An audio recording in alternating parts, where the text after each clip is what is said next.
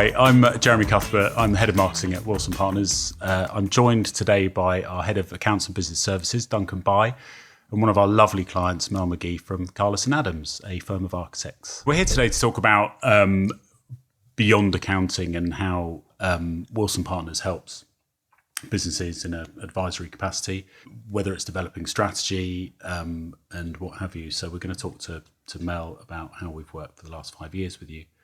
But before we do that, Mel, could you give us a little bit of an intro to yourself? Yeah.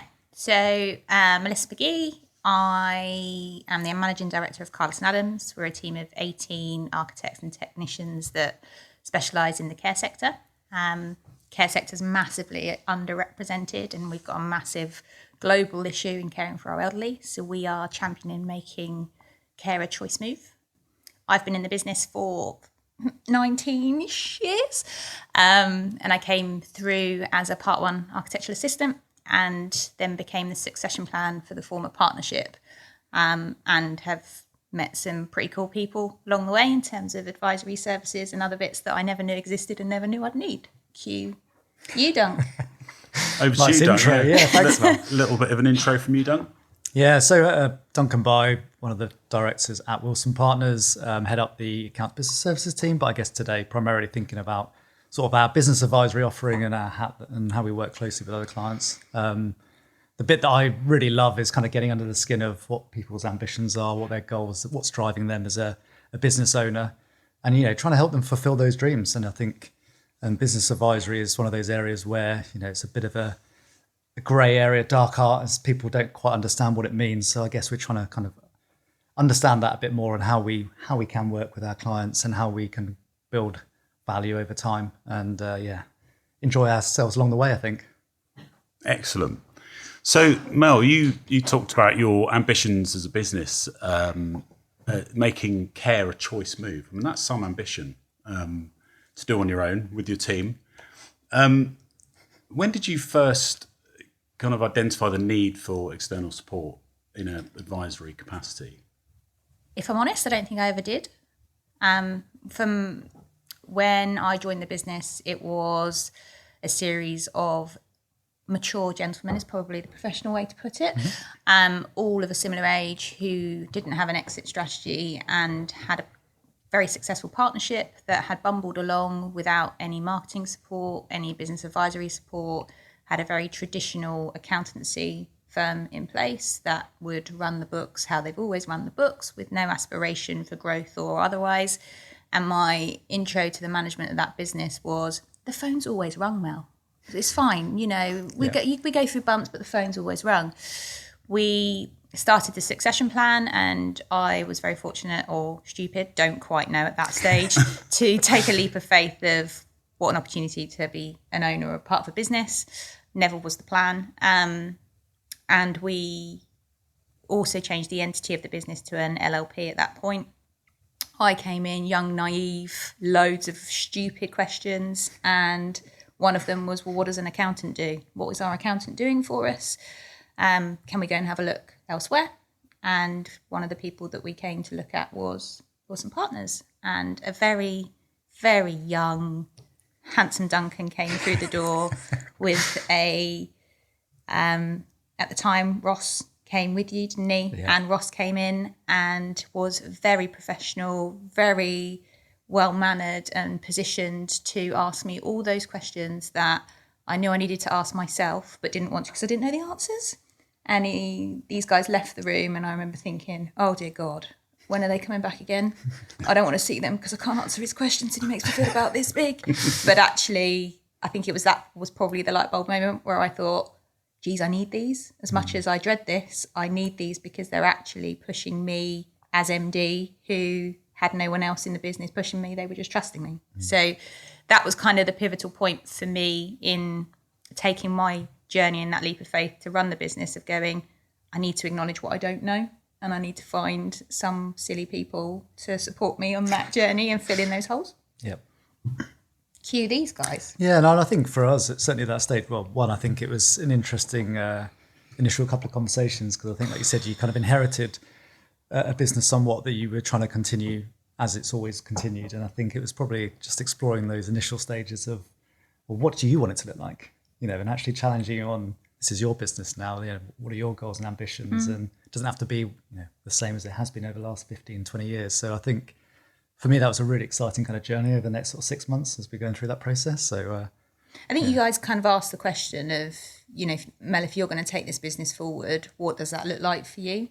And I came in, 21 years old into care, and all I've known in my entire career is care. And I felt that we weren't doing a very good job at it as a country. There's such a deficit in place, and we seem to just write off people when they get frail and elderly and don't see a purpose for them. So that was something I felt really passionate about. So I reorganised our business. We were multidisciplinary. We solely focused on architecture because that's what I feel I'm good at, and that's where I feel I add value. And I also cut any other income stream for works outside of care because, with Dunk, it was identifying that we have a massive pride in what we do. We can add a lot of value in what we do, and we're not frightened of asking the questions. And that not being frightened of asking the questions was also something these guys probably, one of the first lessons I learned through them without really realising it. They were asking me all the things I wasn't ready to ask myself, but then I kind of took that on board and then made that part of how I dealt with my team and how we then sold our business. So there's been quite a, that was probably the starting blocks really for us. And I don't know, what did you think when you first came in and saw us? Did you think, oh my good God, these are going to be hard work? No, not at all. And I think you had a great business when we came in. So it wasn't that we were kind of trying to re-engineer it. I think it was just trying to really have some clarity over what you were focusing on. And I think you touched on it there, the service line kind of opportunity where you went from a multidisciplinary business to, okay, well, what do you actually want to do? What do you want to focus on? Have you got an expertise that you want to kind of build out as opposed to trying to spread yourself too thin? And I think that was kind of one of our first exploratory kind of sessions. And off the back of that, you made some pretty bold decisions, which is great. I think it's panned out very well for you, but it's that was kind of a really interesting challenge. What does this do if we take these areas away from the business? Does it make us stronger or weaker? And I think, never know the answers to foresee what's going to happen in the future. But I think there were some great decisions at that time. I think it's the point you made me vulnerable because you asked those questions and you were looking solely at me for an answer. And I remember thinking, I don't know the answer, Dunk, but I shouldn't I? Yeah. And you suddenly realise how isolated you are as a business leader. You've got a whole team beneath you who will diligently, proactively do everything you ask of them, and they solely trust in what you're going to do.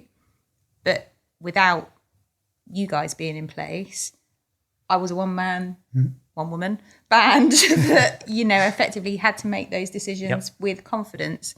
And there's no room for anybody else to catch that other than if you've got a trust in place. And I don't trust easily. It's probably been one of our biggest challenges, isn't it? Yeah. But we forged that trust, and Duncan gave me my pair of big girl pants and went, you're going to need to wear these quite frequently in your decision making as you move forward. And that continues to be the case. Yeah. You continue to push. Do you think that's a sort of really big kind of, I guess, benefit of having that sort of external support is the confidence that it gives you that you are on the right track, you're making the right decisions, you're being held accountable? You can't put a value to having a safe zone. And if you'd have asked me before actually embracing with these guys, do you want some business advisory? I've been like, no, I'm not paying some Joe to come in and actually tell me how to run my business. It's my business. I should be able to make those decisions. Yeah. But you can't put a value on this now, because without Dunk, he gives me a level of confidence that's always in my head. He's like, you have like an angel and a devil on your shoulders. I've got a Dunk and a Mel, an inner Mel and a Dunk. And every decision that I have to make, I think, right, this is what I'm thinking. What would Dunk say? Oh, I know you're saying that, Dunk, but did we okay. And I have that internal battle before I get to you. Yeah, that's great. Yeah, you're probably going to disengage me now. I just completely lost the plot. I was just worried that I was the devil actually at that point. So. I wondered where that was going. When I know you're coming in for our strategy sessions, it is a bit sweaty. I don't want to under-deliver. I want to make sure I've got the answers and somebody holding you accountable. Nobody in my business holds me accountable because I'm holding them accountable. Yeah. I do it to keep I've got 18 fabulous employees who all have a family and all have a life, which I want to sustain for them. And Dunk enables me to do that by supporting my stupid and wild and wacky ambitious ideas. I think it's fair to say we don't sit still, do we? No, and I think you have got a big responsibility as a business owner. I think you said you've got a lot of people, stakeholders kind of relying on you making good decisions. And I think, look, we're the same. We come in as hopefully the trusted advisors that can guide you. But at the end of the day, it's your decisions. And it's we want to see those outcomes be as successful as possible as well. That's kind of our goal. And I think the deeper into the advisory journey you go with your clients, actually, you do have that personal relationship that, you want the best for everyone, which is, it then, stems great things, I think, because we're more invested in the journey. We're more invested in the decision itself. We understand the business and maybe the impact some of those decisions can make internally, but externally as well. So I think it's only a good thing. I think you've hit on a point there about understanding the business as well, Dunk, because obviously, part of this process was we hosted a strategy day, I believe, for you 4 years ago, maybe 5 years. That is. Oh my God, where's the time gone? And I guess you're hugely ambitious, both as an individual and as a business. And we've talked about this kind of the importance of your sector. The fact that obviously, we've got an aging population, so, care is only going to become more relevant. And so actually making it a choice move rather than a force move is, just from a quality of life perspective, is hugely, hugely important. And that's a huge part of your strategy. But if we just go back to, I guess, where that was perhaps a pipe dream, how did we enable you to kind of get that down on paper and really flesh that out? I don't know how you did it. I couldn't tell you. Dunk, you're probably a better place to answer that. But I know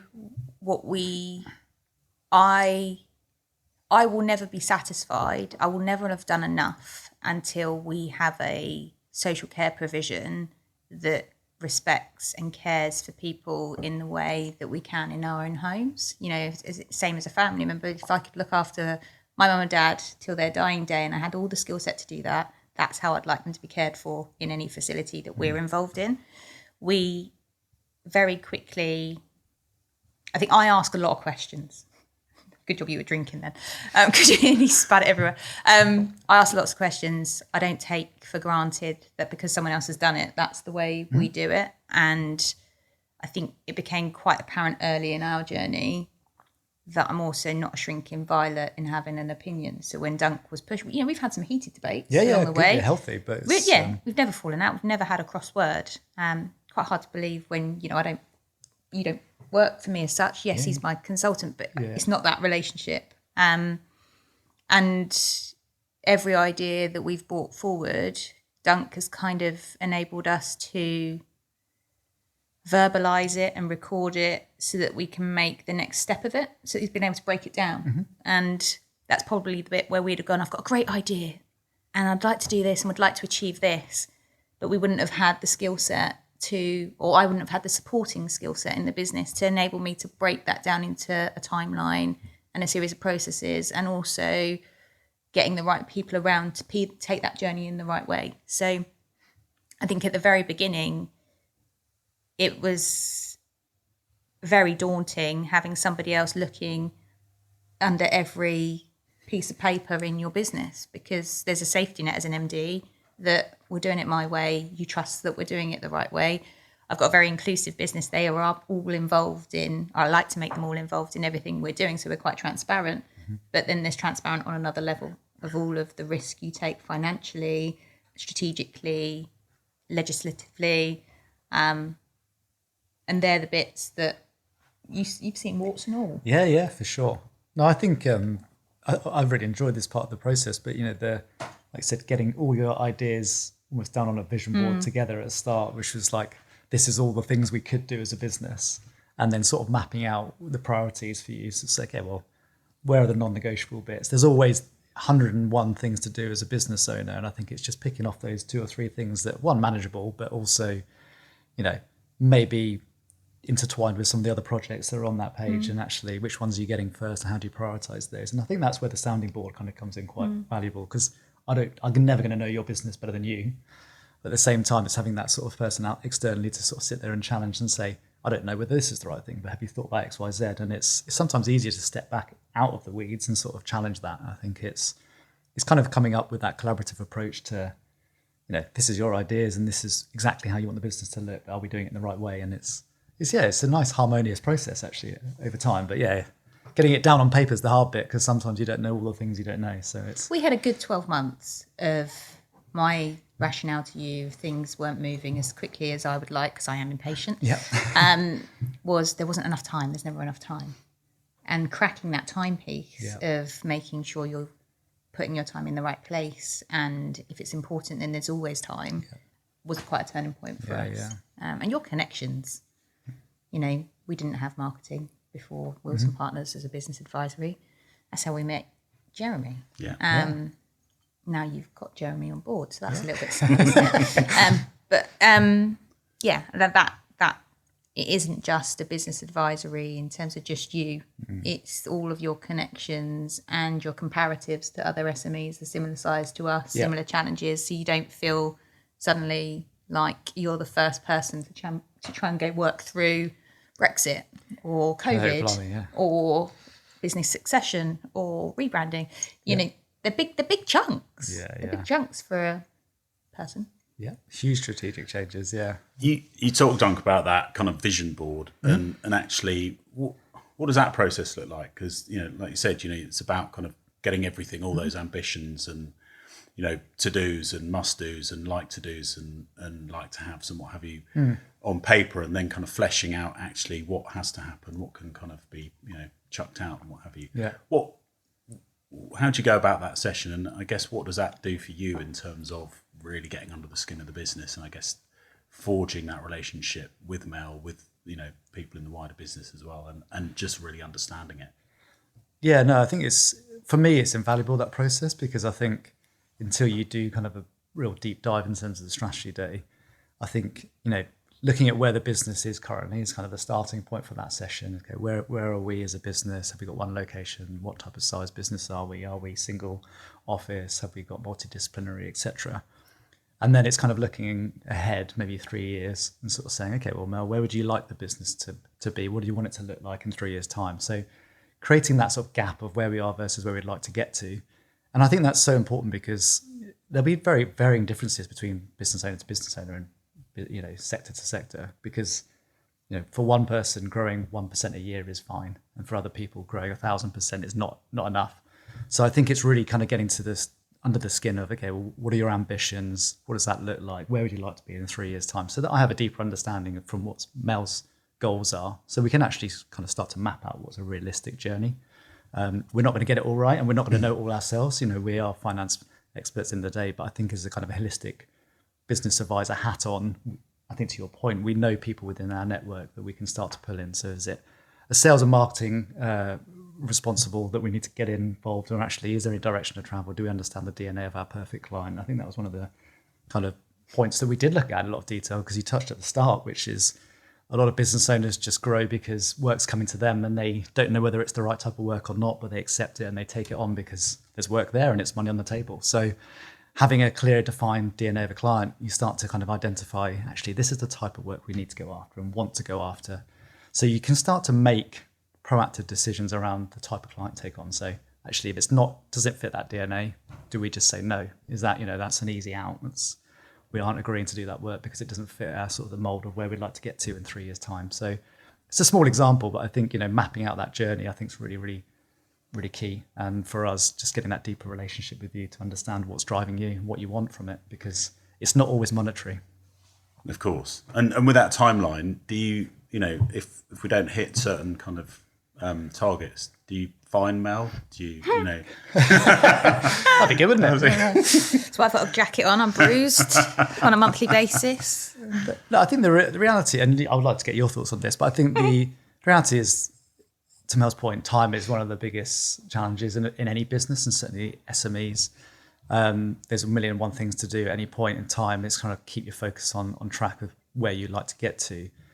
There'll be some projects that naturally just slip and timelines will evolve over time. There'll be some things that are actually a lot easier to do, or you can outsource to a professional within your team or network that can kind of do it for you. So I don't think when you start to map out what that journey looks like on a vision board, you can start to identify areas where you don't actually have to deliver it yourself as a managing director. And that kind of gives you some comfort, because actually, blimey, there's 25 things on here. Straight away, that feels pretty overwhelming.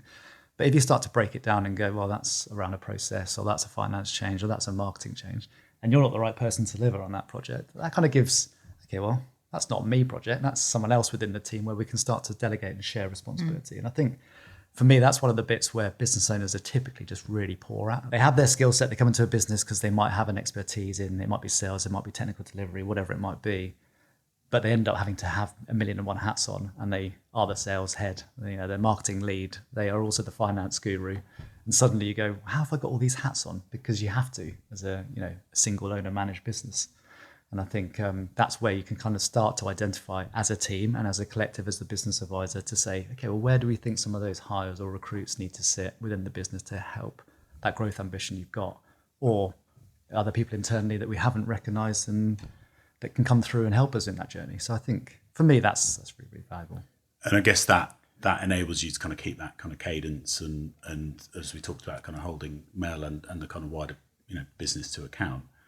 What about the kind of the firefighting stuff, ad hoc project work, stuff that just comes out of the woodwork, unexpected? We don't do any of that. We're so streamlined and organised, Jeremy. We never ask for anything randomly or at the last minute with an unrealistic timeline.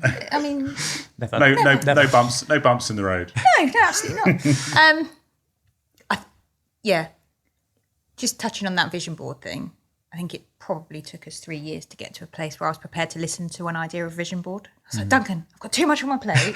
Can we just talk about this immediate issue that's happened, or this legislative change?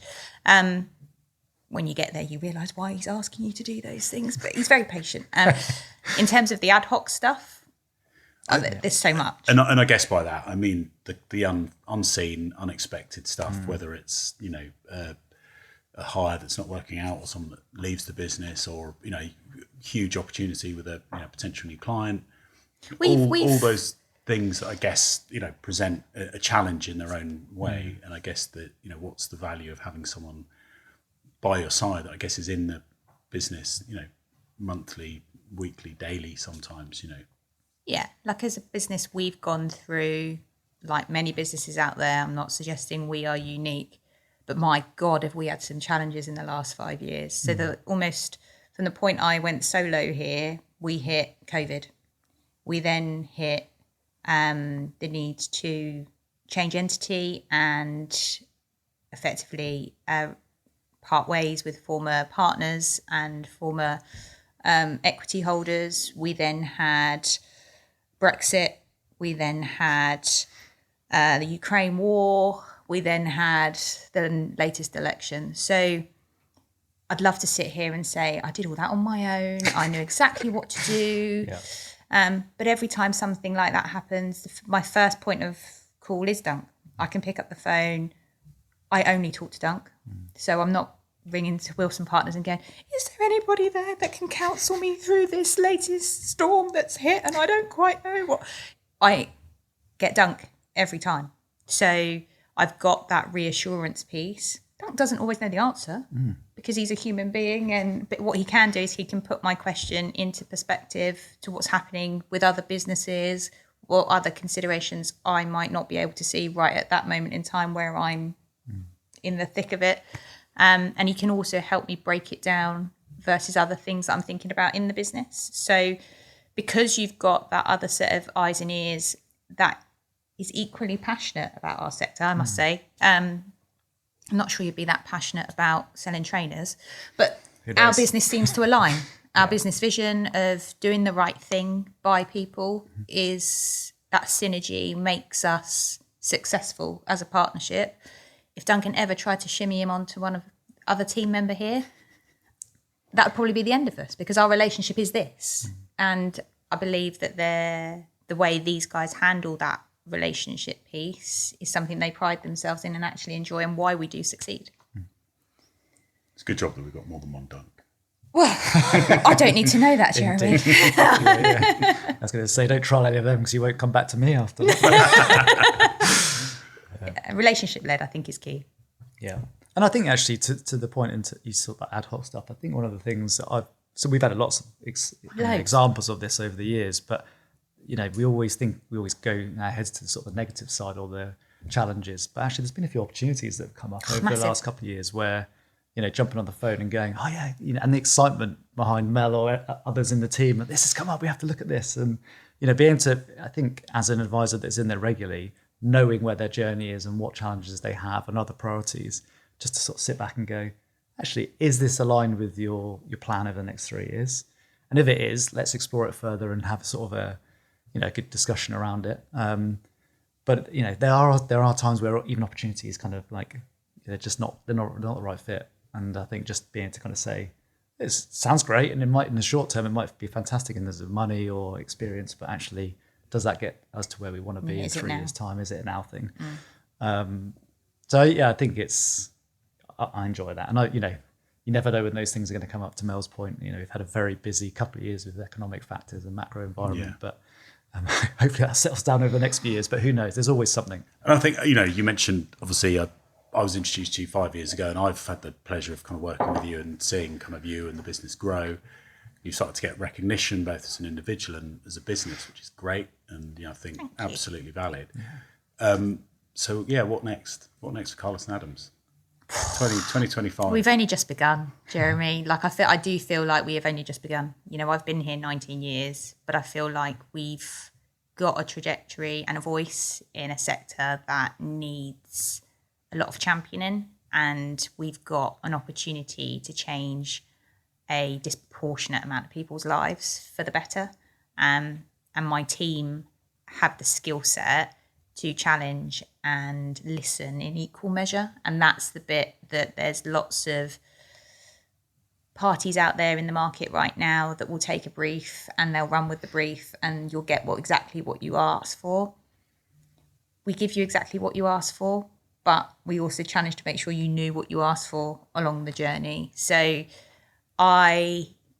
we've achieved significant growth over the last 3 years, all championed and pushed with Dunk by my side. What do you want to achieve this year? Well, let's go for 20%. Let's go for 10%. He's like, let's go for 20. I said, 20? Yeah. He said, well, how would you do it? This is how I do it. Well, actually, that doesn't seem so bad then, does it? No.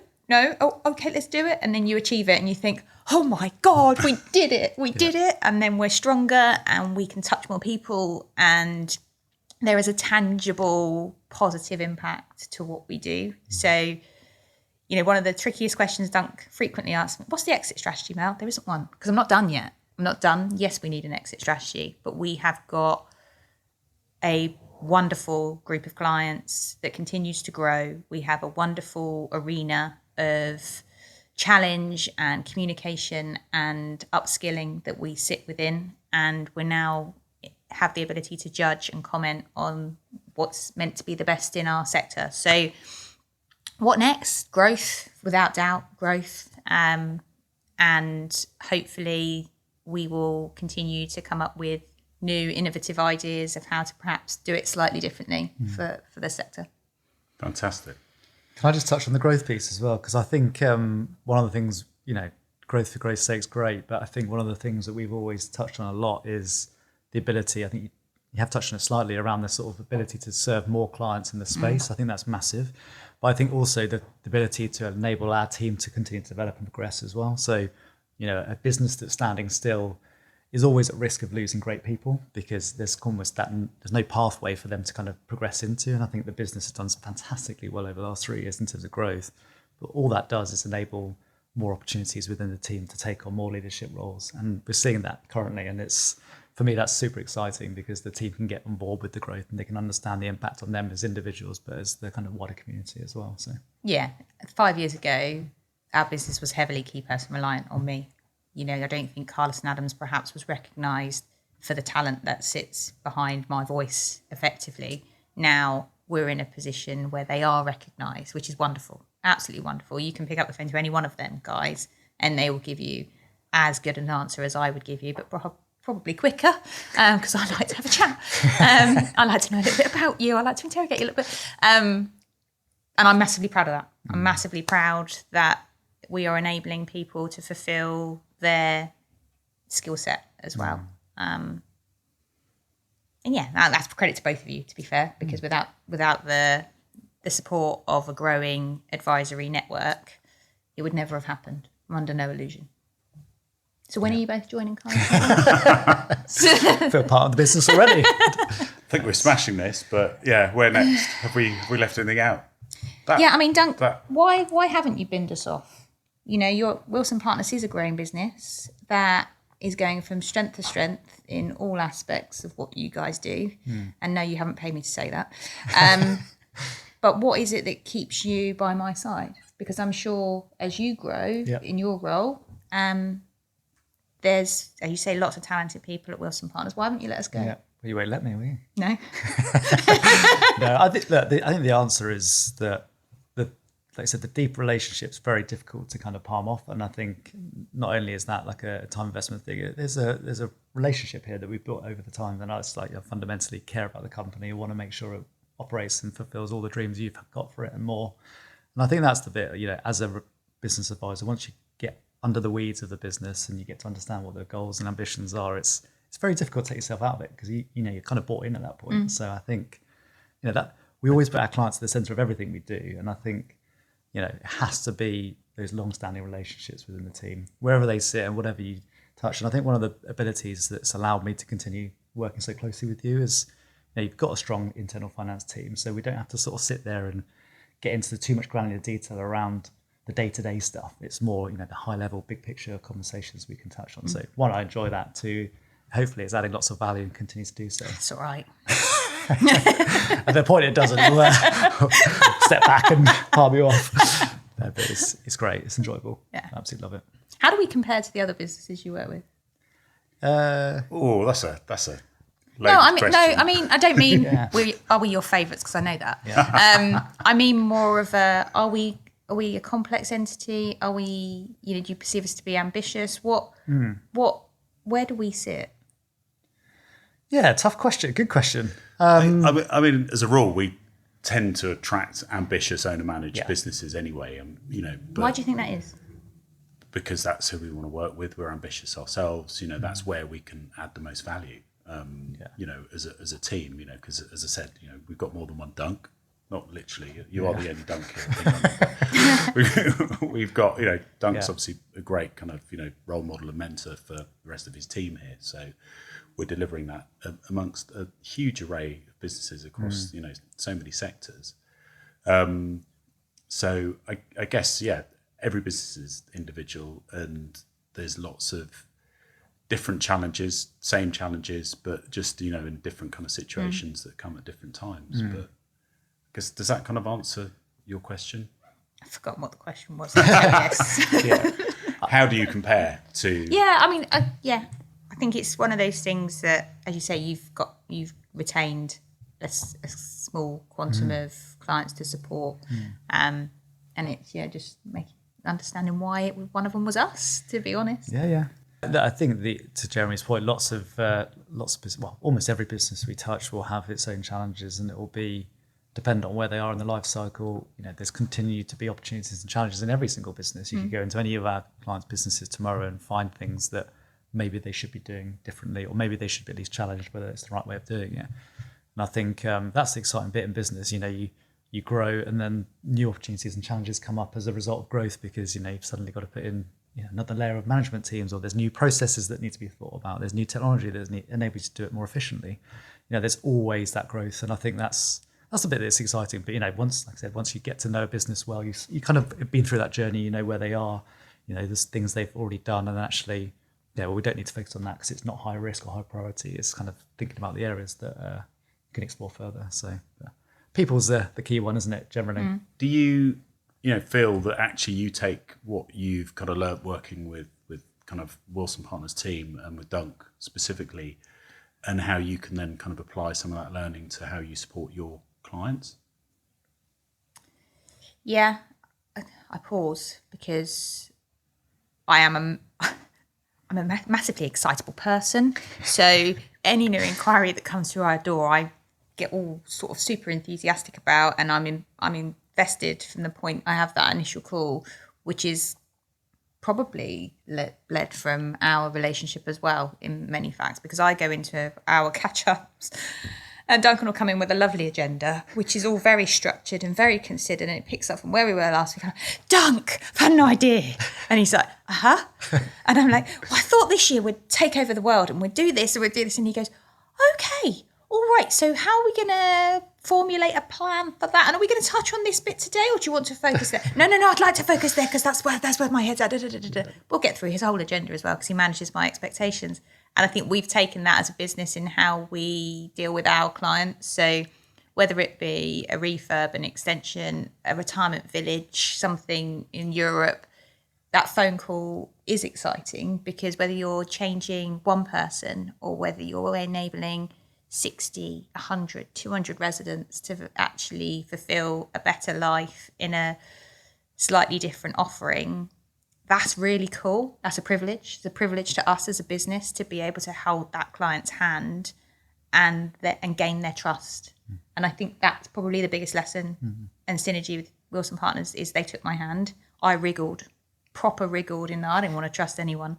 And that trust has naturally grown into something that is more valuable than you can quantify. And I think that's become the heart of our business in how we do business and what we ask of our clients and how we treat our clients. Mel, thank you so much for joining us today. It's been really, really insightful and a pleasure. And I think probably to sum up, certainly my experience of you in the last 5 years and the session we've had today, never a dull moment. Yeah. So thank you.